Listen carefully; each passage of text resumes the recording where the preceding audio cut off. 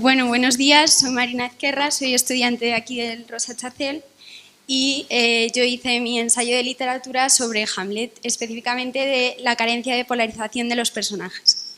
¿Y de dónde vino este tema? Bueno, yo al leer la obra tenía una curiosidad muy grande y es por qué, si Hamlet es un personaje que hace acciones malas, es un asesino, por ejemplo, la percepción que tienes al leer la obra no es enteramente negativa, ¿no? Te parece que es un personaje a lo mejor igual de malo que los demás.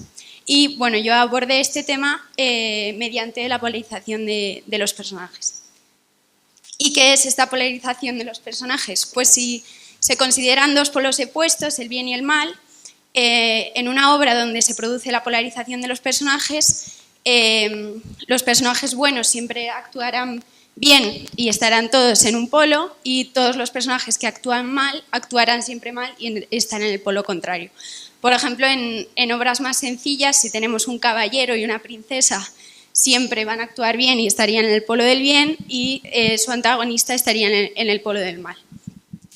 Esto en Hamlet no se produce. Los personajes no siempre actúan bien, no siempre actúan mal, y hay determinadas contradicciones.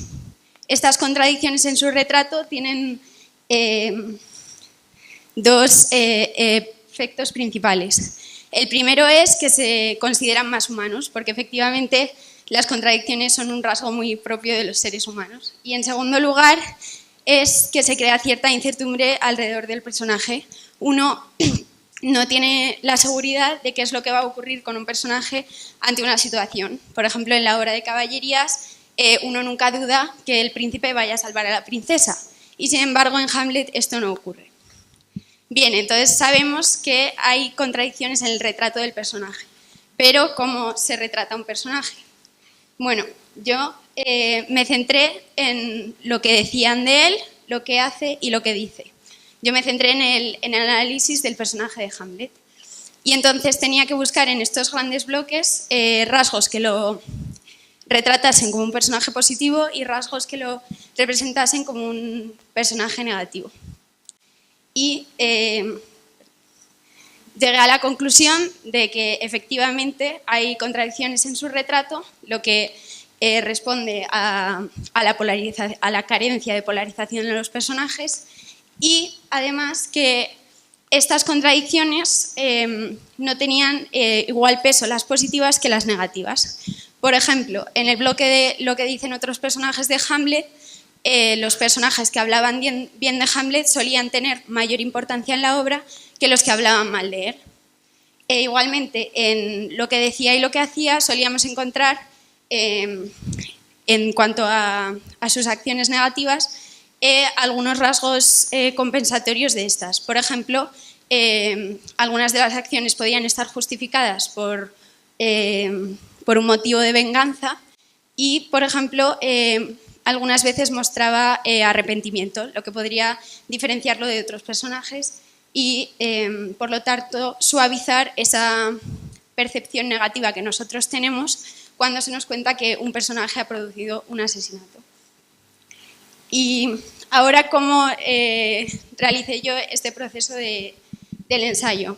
En primer lugar, hice un análisis de la obra y encontré de utilidad primero analizarlo generalmente, no centrarme en un diálogo concreto qué efecto tenía sobre el personaje, sino preguntarme cuáles son los personajes que más hablan sobre Hamlet y ya centrarme en cuáles eran los positivos y cuáles eran los negativos. Después, pues procedí a organizarlo y a redactarlo, y cuando terminé pues me di cuenta de que excedía demasiado el límite de palabras al que yo estaba sujeta, y entonces tuve que hacer una selección de la información. Y pongo las fuentes en todo el proceso porque es verdad que ayudan a aportar perspectivas que yo a lo mejor no había pensado y que me ayudan a apoyar conclusiones a las que yo había llegado también, pero en esta selección de la información relevante pues es muy útil. Por ejemplo, uno de los elementos que tuve que quitar es los monólogos de Hamlet. Al intentar analizarlos, yo buscaba a lo mejor una estructura común entre ellos, una forma de clasificarlos según los que lo retrataban como positivo, los que lo retrataban como negativo. Y al consultar las fuentes, no ya solo del conjunto de monólogos, sino de concretamente el monólogo tan conocido de Ser o no ser, en cada libro que yo consultaba me encontraba una interpretación diferente de cada autor. Entonces, pues eso es una argumentación para que, o sea, ese objeto de análisis no cabía en el desarrollo de mi ensayo. Y, bien, otros problemas que tuve fueron encontrar esas fuentes, porque el objeto del ensayo es muy pequeño, es muy concreto y normalmente no se va a tratar de manera clara o concreta en las fuentes. Entonces, pues es mejor hacer búsquedas más generales, por ejemplo, los personajes en Hamlet, el desarrollo psicológico de los personajes en Hamlet, o en el caso de alguna escena en la que yo no tenía claro alguna cosa o algún efecto, pues podía buscar escenas.